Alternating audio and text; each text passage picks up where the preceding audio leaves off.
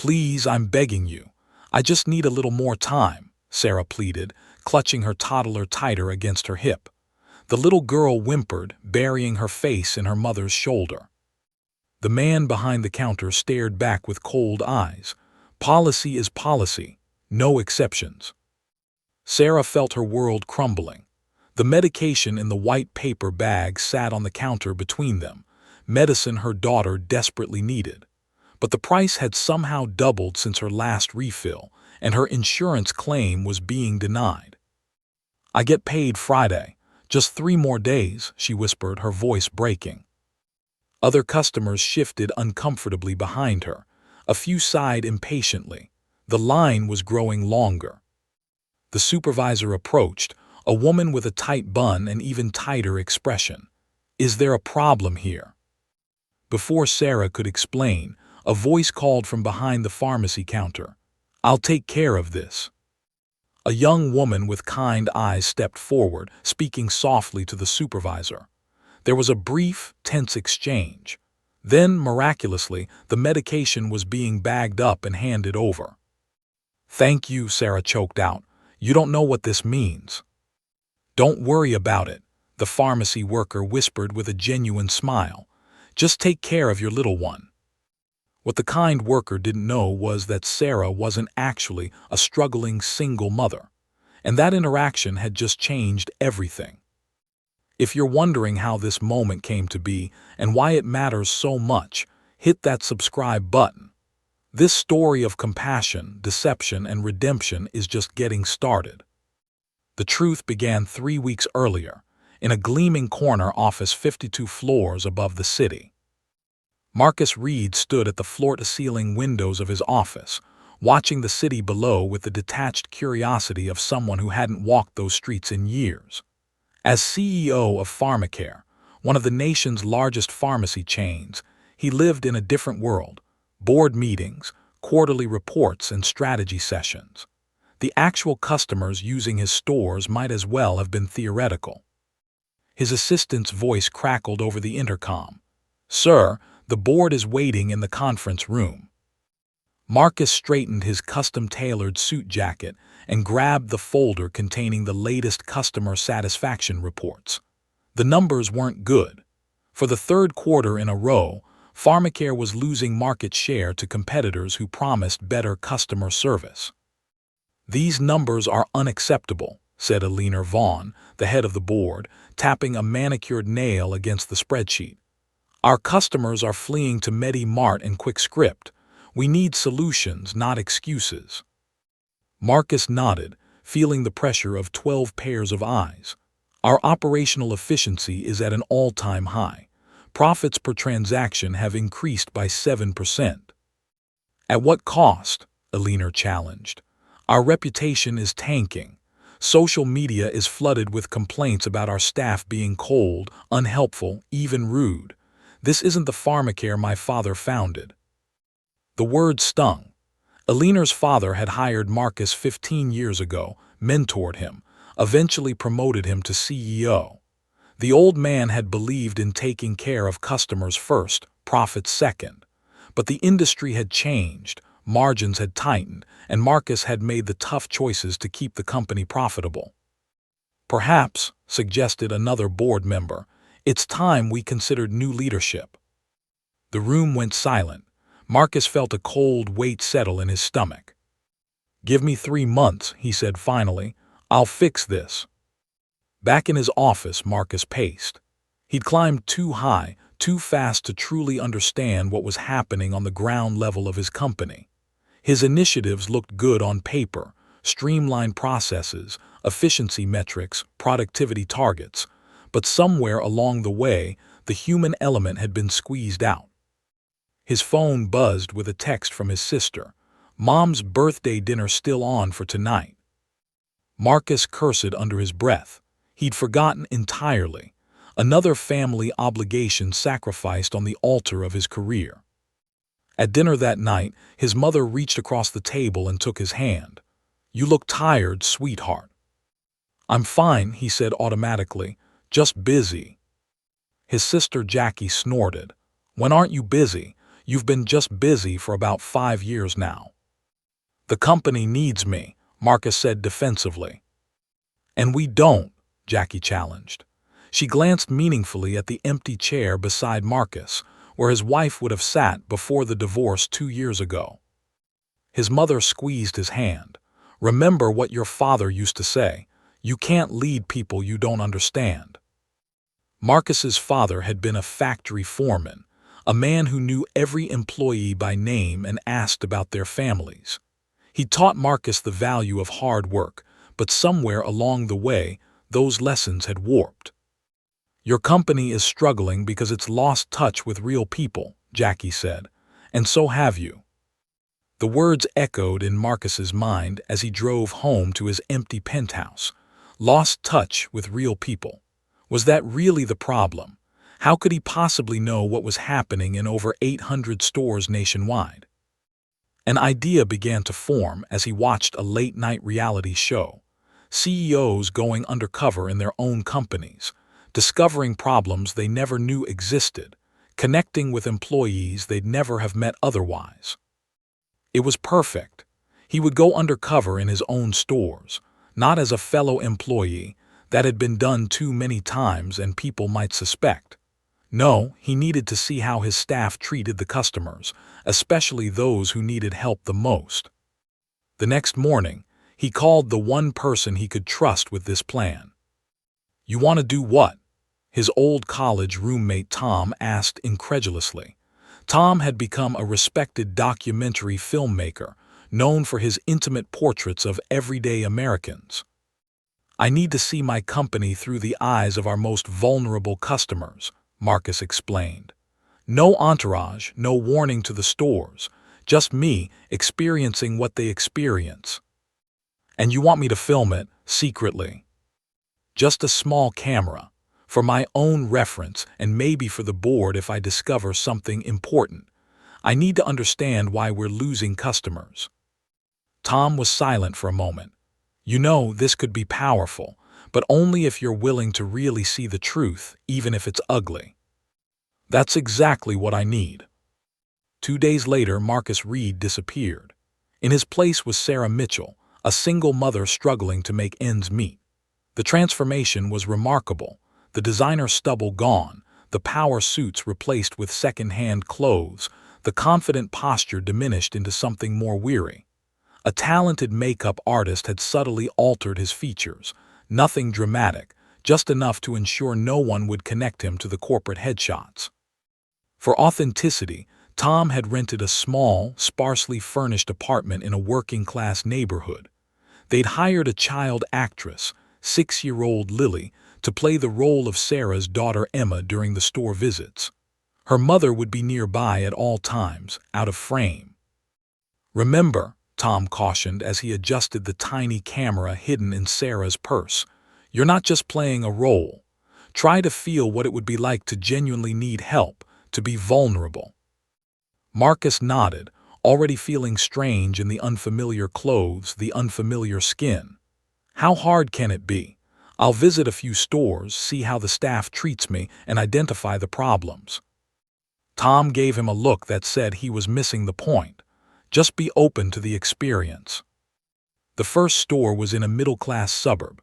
Marcus, now Sarah, entered nervously, holding Lily's hand. The store looked different from this perspective, harsher somehow. The bright fluorescent lights that had seemed efficient in corporate presentations now felt cold and clinical. The wide aisles designed for optimal product display felt impersonal. Sarah approached the pharmacy counter with a prescription Tom had helped her obtain, legally, for a mild allergy medication. "I'm new to the area," she explained to the pharmacist, "and I was wondering if you could help me understand my insurance coverage for this prescription." The pharmacist barely looked up from his computer. "You'll need to call your insurance company for that information." "But I've tried and their automated system is confusing." I was hopping.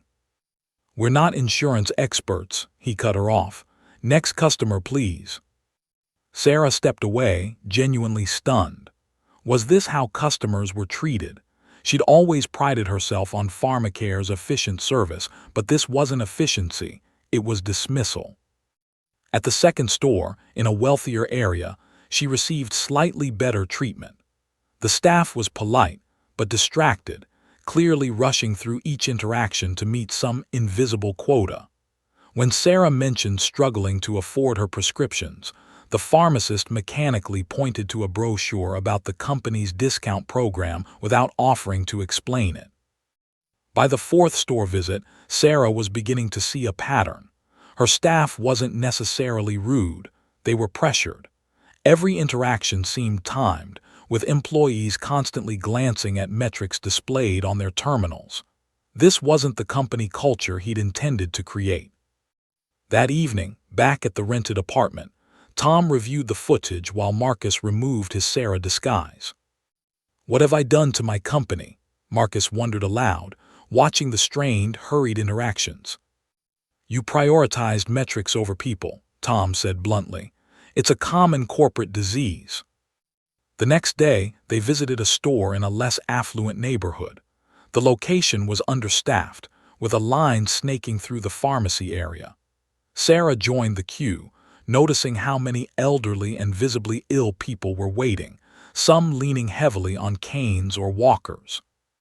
After 40 minutes, she finally reached the counter, where a harried-looking man took her prescription with barely a glance. "Insurance card," he demanded, hand outstretched. Sarah fumbled in her purse. "I have a question about this medication, my Dow." "Insurance card first," he repeated impatiently. She handed it over, trying again. "My daughter's been having a reaction to." "It'll be ready in about an hour," he interrupted, handing her a small paper ticket. "Next." Sarah stepped aside, feeling invisible. This wasn't just bad customer service, it was dehumanizing. As CEO, he'd implemented systems to increase prescription volume, never considering the human cost of those efficiencies.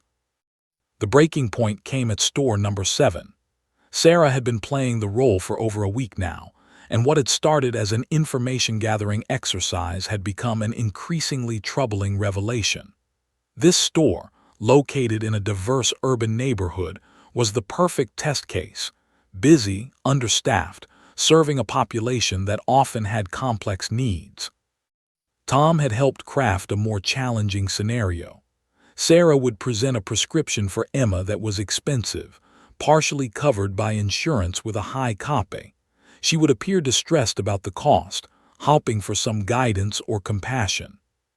What she encountered instead was a system designed to process people, not help them. "That will be $187.50, the pharmacy technician said flatly. Sarah's eyes widened with genuine shock. "But my insurance." "Your insurance covered part of it. This is your responsibility." The technician's tone made it clear this wasn't negotiable. "I can't afford this," Sarah said, her voice small. Beside her, Lily looked up with concerned eyes, playing her role perfectly. "It's for my daughter's condition. Is there any program or discount?" "There's a line forming, ma'am," the technician cut in. "If you can't pay, we'll have to return the medication to stock." Sarah felt a surge of real anger. This was what customers faced. This cold, transactional treatment when they were at their most vulnerable. "Please," she pressed, "I'm a single mother. I just need some help understanding my options." The supervisor was called over, a woman with efficiency in her bearing and impatience in her eyes. She repeated the same information in a slightly more authoritative tone, as if volume rather than compassion was what Sarah needed. "Please, I'm begging you. I just need a little more time," Sarah pleaded, clutching Lily tighter against her hip. The little girl, sensing the tension, whimpered convincingly, burying her face in her pretend mother's shoulder. "Policy is policy. No exceptions," the man stated coldly. Sarah felt a strange dissociation, partly acting, partly genuine distress at what his company had become.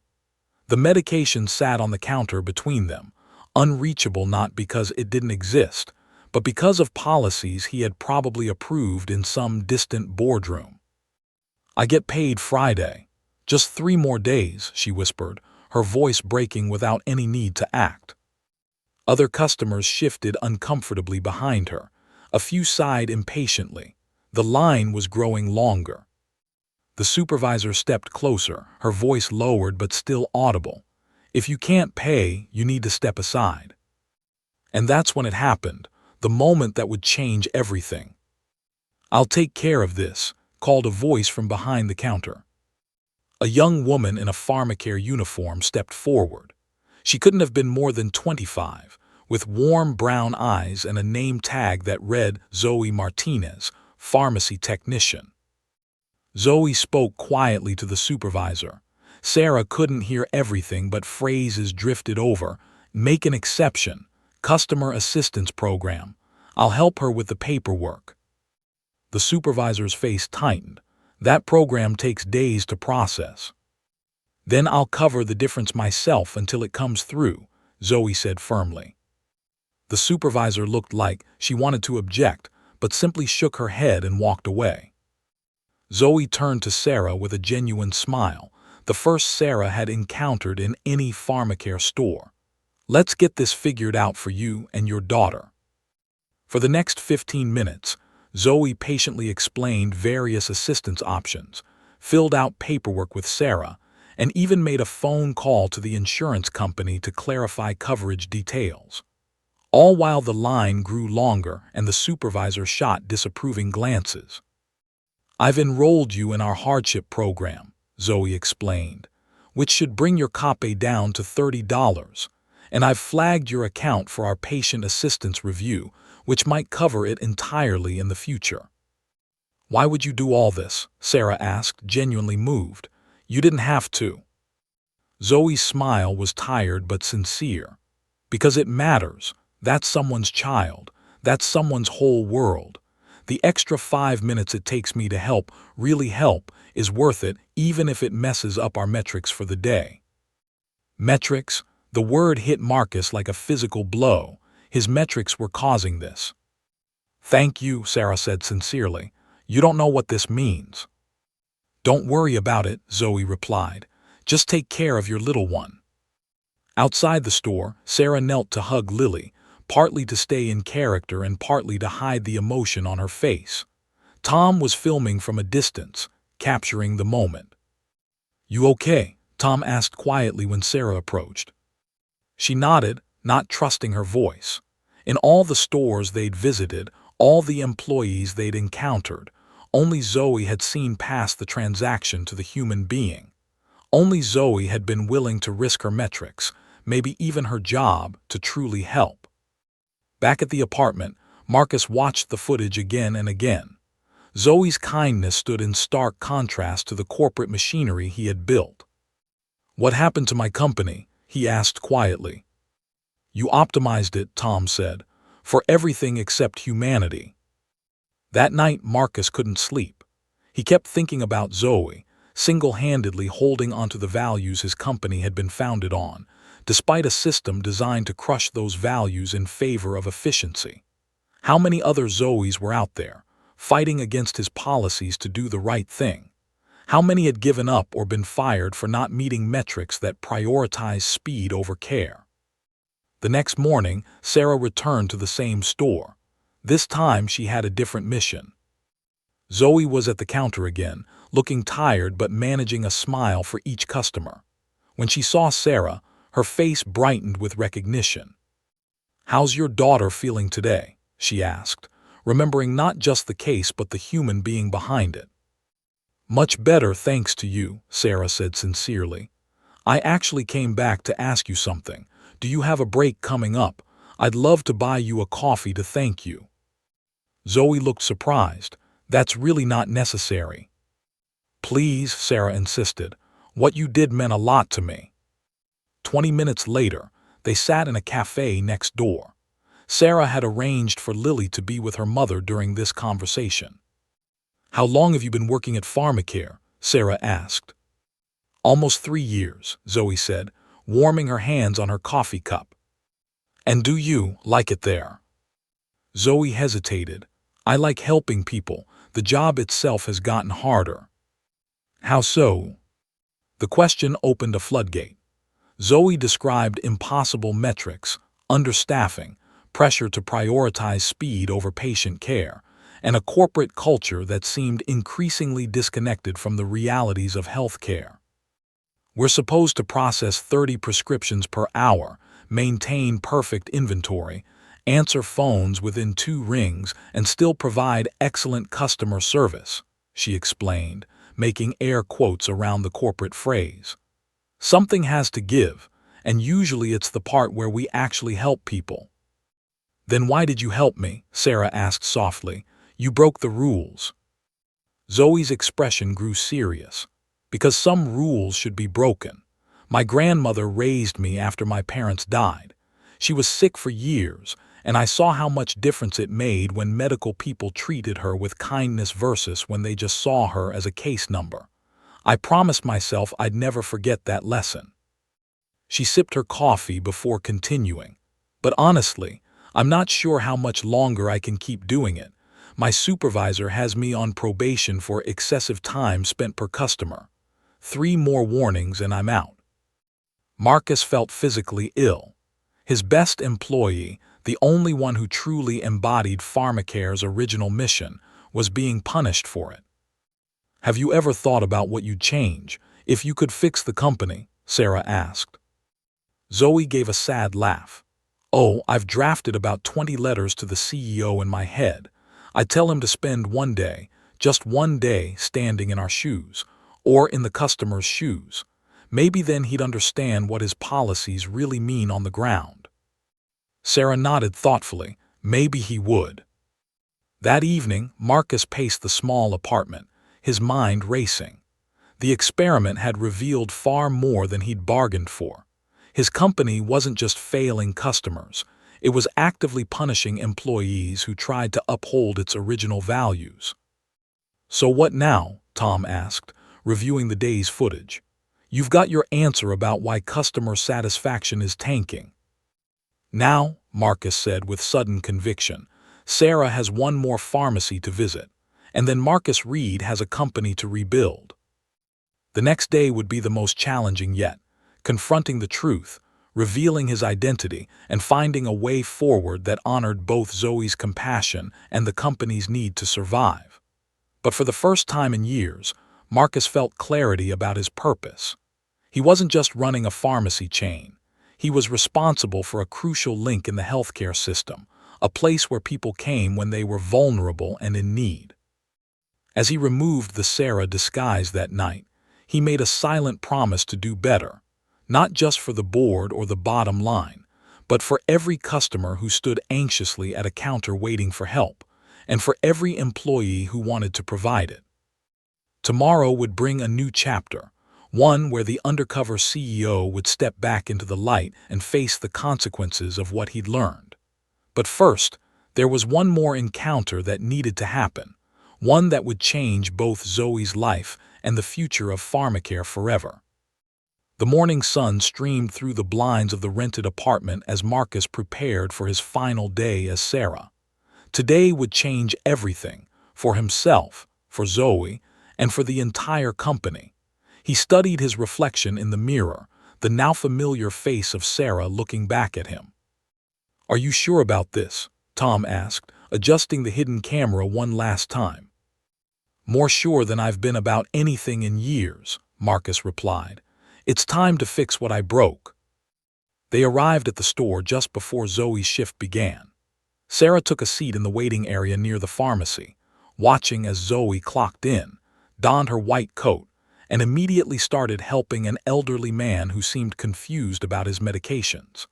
Despite the supervisor hovering nearby with a pointed look at the growing line, Zoe took her time, making sure the man understood his dosage instructions before sending him on his way with a genuine smile. When there was a brief lull, Sarah approached the counter. Zoe's face brightened with recognition. Good morning, how's your daughter today? She's much better, thanks to you, Sarah said sincerely. Actually, I was hoping I could speak with you privately for a moment. It's important. Zoe glanced uncertainly at her supervisor, who frowned and tapped her watch. I'm sorry, but I'm not allowed to take unscheduled breaks, Zoe explained apologetically. We're short-staffed and my metrics are all ready. It's about your metrics, Sarah interrupted gently, and your future at Pharmacare. Please, just 5 minutes. Something in Sarah's tone must have conveyed the gravity of the request. Zoe hesitated, then nodded. Let me see if Karen can cover for a few minutes. To Sarah's surprise, the supervisor agreed, though not without a heavy sigh and a comment about making up the time later. They found a quiet corner in the break room. Zoe perched nervously on the edge of a chair. Is everything okay? Did something happen with your insurance? Zoe, Sarah began, what would you say if I told you that your CEO knows about what you did for me and my daughter? Zoe paled. Am I being fired? Did someone report me for breaking protocol? Her hands twisted in her lap. I know I'm not supposed to offer the hardship program without manager approval, but… No, Sarah said quickly. The opposite, actually. She took a deep breath. The truth is there is no Sarah Mitchell, and Emma isn't my daughter. Zoe's brow furrowed in confusion. Sarah continued, My name is Marcus Reed. I'm the CEO of Pharmacare. For a moment Zoe just stared, then she gave a nervous laugh. Right, and I'm the Queen of England. Wordlessly, Sarah, now revealing himself as Marcus, removed the subtle prosthetics that had altered his appearance, wiped away the makeup that had softened his features, and straightened his posture into the confident bearing of a CEO. Zoe's eyes widened in shock. Oh my God, she whispered, recognition dawning. His face had been on the company newsletter just last month. But why would you? Because I needed to understand what was happening in my stores, why our customers were leaving, why our staff seemed unhappy. I've spent the past 2 weeks visiting different Pharmacare locations, presenting the same scenario each time. As a struggling single mother, Zoe said slowly, putting the pieces together. Marcus nodded. Out of 7 stores and dozens of employees, you were the only one who truly helped, the only one who put the patient before the policy. Zoe's expression shifted from shock to a flash of anger. So this was some kind of test, a corporate trap to see who was following the rules. She stood up, her voice rising slightly. Do you have any idea what it's like to work under these conditions? The impossible metrics, the understaffing, having to choose between helping someone and keeping your job. I didn't, Marcus admitted, but I do now. And that's why I'm here, not to punish you but to learn from you, to make changes. Zoe sank back into her chair, suspicious but listening. Your compassion, your willingness to put a patient's needs first, that's what Pharmacare was founded on. Somewhere along the way, I lost sight of that. I became so focused on efficiency and profits that I forgot the human beings on both sides of the counter. Marcus leaned forward earnestly. I want to rebuild the company around people like you, Zoe. People who remember why we exist in the first place, to help people get and stay well. But I need your help to do it. My help, Zoe repeated incredulously. I'm just a pharmacy tech. Who understands our customers and our operations better than anyone in the corporate office, Marcus countered, including me. He explained his plan. He wanted to create a task force of frontline workers to redesign the company's policies and metrics from the ground up. He wanted Zoe to lead it. You'd have to relocate to the corporate office, he explained. It's a big ask, I know, but this is your chance to write those 20 letters to the CEO that you've been drafting in your head. Only now he's listening. Zoe sat in stunned silence for a long moment. What about my patients here, the people who count on me? They'll benefit too, I promise. Every change we make will roll out to all 800 stores. You won't be helping dozens of people anymore, Zoe. You'll be helping millions. Before she could respond, the break room door opened. The supervisor, Karen, stood there with a tight expression. Your 5 minutes are up, Zoe. We have customers waiting. Marcus stood, once again the CEO despite his casual clothes. Actually, Karen, Zoe will be taking the rest of the day off. Paid. Karen's mouth fell open as recognition hit her. Mr. Reed, I don't understand. I'll explain everything shortly. For now, please cover Zoe's station or find someone who can. After Karen left, visibly confused, Zoe shook her head in disbelief. This is surreal. I know, Marcus acknowledged. Take the day to think about my offer, talk to your family, consider what it would mean for your career. Either way, your job is secure, I can promise you that. Zoe studied him carefully. How do I know this isn't just some corporate PR stunt? You go undercover, find one good employee, make a big show of promoting her, get some positive press, and then it's back to business as usual. It was a fair question. Marcus reached into his pocket and pulled out a small notebook. These are all the changes I'm already planning to implement, regardless of your decision. He handed it to her. Read it. Tell me if you think it's genuine. Later that afternoon, Marcus stood before the assembled staff of Store 219. He changed into one of his usual suits, though he deliberately left the tie behind. Tom stood nearby, camera rolling with the staff's permission. Many of you are wondering why I'm here, Marcus began. The truth is, I've been here all week, just not as myself. A murmur rippled through the group as he briefly explained his undercover experience. What I discovered was troubling, he continued. Our company has lost its way. We've created a system that punishes compassion and rewards cold efficiency, and that ends today. He outlined his immediate changes. Metrics would now include customer satisfaction scores. Employees would have the authority to make exceptions to policies for hardship cases.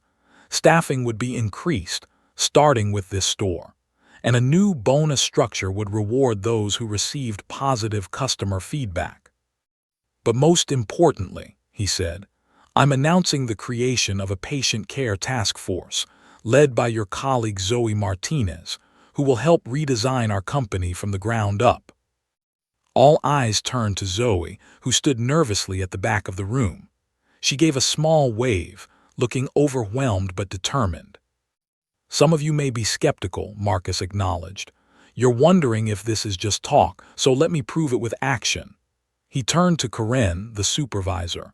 Karen, I understand you've placed Zoe on probation for spending too much time with customers. Is that correct? Karen flushed but nodded stiffly. Consider that probation lifted, effective immediately. In fact, I'm instituting a company-wide policy that no employee can be disciplined for providing excellent care, even if it takes extra time. A collective gasp went through the room. This is just the beginning, Marcus promised. In the coming weeks, each of you will have the opportunity to share your ideas, your frustrations, and your vision for what pharmacare could be. I'm listening now, and I promise I won't stop. As the meeting broke up, Marcus watched the staff cluster around Zoe, offering congratulations and, from some, apologies for not supporting her patient-focused approach before. The atmosphere had already shifted. There was an energy, a cautious hope that hadn't been there when he arrived. Tom approached, camera lowered. Powerful stuff. But the real test comes when you go back to the boardroom. Eleanor and the board might not be thrilled about these changes, especially if they impact short-term profits. You're right, Marcus agreed. That's tomorrow's battle. The next morning, Marcus strode into the pharmacare boardroom with Zoe by his side. She looked both terrified and determined in her new business attire. A simple blazer over her usual work clothes, the best she could manage on short notice. Eleanor Vaughn's eyebrows shot up at the unexpected guest. Marcus, we weren't expecting a visitor at this meeting. This is Zoe Martinez, Marcus said calmly. She's here because she knows more about our core business than anyone in this room, including me. For the next 2 hours, Marcus and Zoe presented their findings and their plan. They showed selected footage from Marcus's undercover experience, including the transformative moment when Zoe had helped Sarah and Emma. They outlined the proposed changes and their potential impact on operations, culture, and yes, the bottom line. This will cost us, Marcus admitted frankly. In the short term, increased staffing, training, new programs, it all requires investment, but the customer exodus we're experiencing is already costing us more. Alina leaned forward. And you believe turning this random pharmacy technician into some kind of corporate savior will solve our problems? Zoe flinched but held her ground. Marcus placed a supportive hand on her shoulder. Zoe isn't random. She's exactly what this company was founded to be: compassionate, efficient, and dedicated to patient care. She's been doing her job with one hand tied behind her back because of policies we created. Imagine what she and thousands of employees like her could do if we supported them instead of hindering them. A board member at the far end spoke up. I'm not opposed to the compassion angle, but let's be realistic. Our competitors are eating our lunch. How does being nicer fix that? It's not about being nice, Zoe said quietly, speaking for the first time. All eyes turned to her. She swallowed hard but continued. It's about being effective. Do you know how many of our regular customers transfer their prescriptions to competitors after a bad experience? How many tell their friends and family to avoid us? How many prescriptions go unfilled because patients can't navigate our system or afford their copays? She pulled out a folder of her own, filled with handwritten notes she'd been keeping for years. These are lost opportunities, patients who left and never came back. Money walking out the door because we were too focused on processing the next transaction to notice. For the next 20 minutes, Zoe walked the board through specific cases, potential solutions, and the hidden costs of their current approach. By the time she finished, even the most skeptical board members were engaged, asking questions that showed genuine interest rather than dismissal. We need a trial period, Alina finally said. 3 months as we agreed. Implement these changes in a test market, say 20 stores. If the numbers improve, we'll consider a wider rollout. Marcus shook his head. Not 20 stores, all 800, and not as a test but as our new direction. He met Alina's shocked gaze steadily. I believe in this enough to stake my position on it. If it fails, I'll resign, but it won't fail. A heavy silence fell over the room. Finally, Alina gave a slow nod. Your father would be proud, she said quietly to Marcus. He always said the company lost its soul when it stopped seeing customers as people. Let's see if you can find it again. 3 months later, Marcus stood at the podium of the company's quarterly all-hands meeting. Behind him, a screen displayed the latest numbers.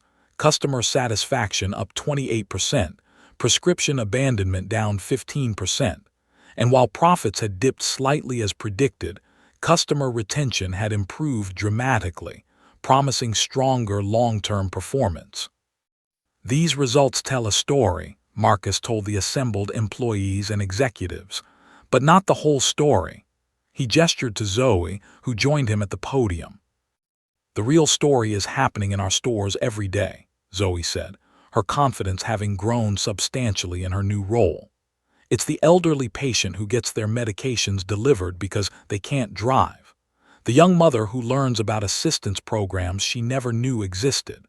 The confused customer who leaves understanding their treatment instead of just holding a bag of pills. These aren't metrics we used to track, but they're the ones that matter most. The Patient Care Task Force, now 30 members strong with representatives from all levels of the company, had implemented dozens of changes. They'd redesigned the pharmacy layout to create private consultation areas. They'd developed new training programs focused on empathy and communication. They'd created tools that helped staff identify patients who might need financial assistance before they reached the counter. We still have a long way to go, Marcus acknowledged. But we're back on the right path. And we got here because one pharmacy technician refused to forget why we exist in the first place. After the meeting, Alina approached Marcus. The board is impressed, she admitted. But more than that, they're inspired. We'd forgotten what it felt like to be proud of this company. Marcus smiled. So had I. Later that evening, Marcus visited store 219 again, this time as himself. The transformation was visible immediately. The harsh lighting had been replaced with warmer fixtures. The formerly sterile waiting area now featured comfortable seating and clear information about patient assistance programs. Behind the counter, adequate staffing meant no one seemed rushed or stressed. Karen, the former supervisor, spotted him and came over. Her demeanor had changed dramatically since their last encounter. "Mr. Reed, we weren't expecting you today. Just wanted to see how things were going," he said. "The changes look good." Karen nodded enthusiastically. "Our customer satisfaction scores are the highest in the district now, and employee turnover has dropped to almost zero. And how are you adjusting to the new approach?" Karen's expression turned thoughtful. "It was hard at first," she admitted. "I'd been trained to prioritize speed above all else, but honestly, the job is more satisfying now. We're actually helping people, not just processing them." As they talked, Marcus noticed a familiar scene unfolding at the counter. A young mother with a toddler on her hip was speaking to a pharmacy technician, her expression anxious. The tech was nodding sympathetically, then called over a colleague for a consultation. Together, they explained something to the woman, whose relief was visible even from a distance. "That's Zoe's influence," Karen said, following his gaze. "She trained the whole team before she left for corporate. Now everyone knows how to access the hardship programs, how to really listen to patients. It makes a difference." 6 months after his undercover journey began, Marcus found himself in a familiar setting, his office 52 floors above the city. But the view looked different now. When he gazed down at the streets below, he no longer saw theoretical customers. He saw Sarah, Emma, and countless others whose lives were affected by the decisions made in this building. His assistant buzzed. "Sir, Zoe Martinez is here for your meeting." Zoe entered with a confidence that had grown steadily over the months, carrying a thick binder of new initiatives. "Ready to see what's next for the patient care revolution?" Marcus smiled, more than ready. As they dove into the plans, Marcus reflected on how much had changed. Pharmacare stock had initially dipped on news of the major policy overhauls, but was now climbing steadily as customer numbers grew. The company had been featured in business magazines as a case study in corporate transformation. Competitors were scrambling to copy their patient-centered approach. But the most meaningful change couldn't be captured in metrics or stock prices. It was in the thousands of daily interactions happening in Pharmacare stores nationwide. It was in the thank you letters that poured in from customers who had experienced the difference. It was in the renewed pride employees took in their work. "There's something else," Zoe said as their meeting concluded.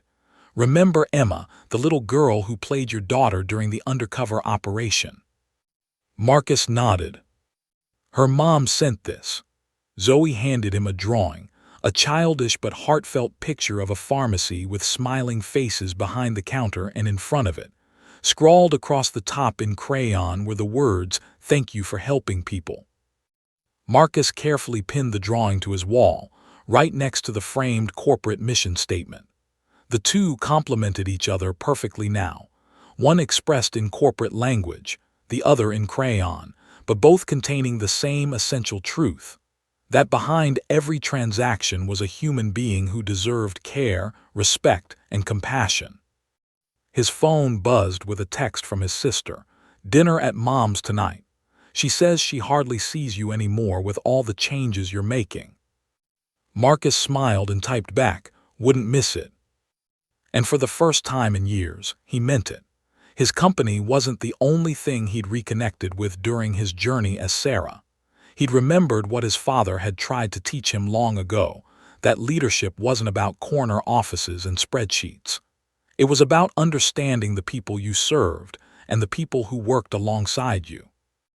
1 year to the day after his undercover journey began, Marcus stood in the break room of store 219, cutting a cake that celebrated the anniversary of the patient care initiative. The store staff gathered around, along with Tom, who had created a documentary about the transformation that had been shown at company meetings nationwide, and Zoe, who now served as the company's first chief patient advocacy officer. "A year ago," Marcus said to the assembled group, "I thought I was embarking on a simple fact-finding mission.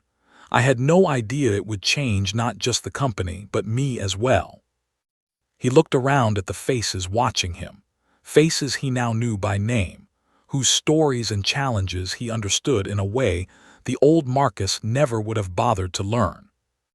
"Someone very wise once told me that behind every prescription is a person, and behind every person is a story," he continued, nodding at Zoe.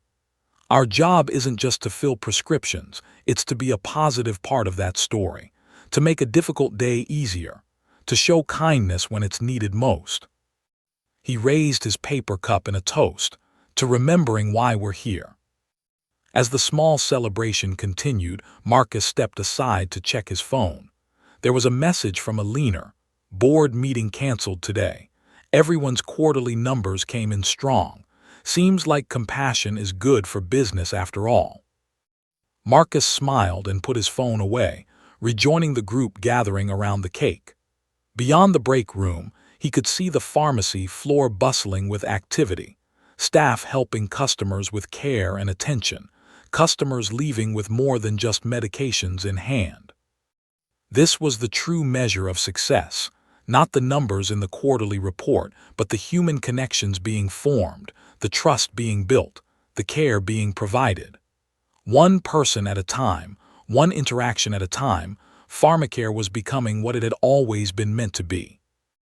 And it had all started because one undercover CEO had been humbled enough to learn from a pharmacy technician, who never forgot that behind every transaction was a human being who mattered.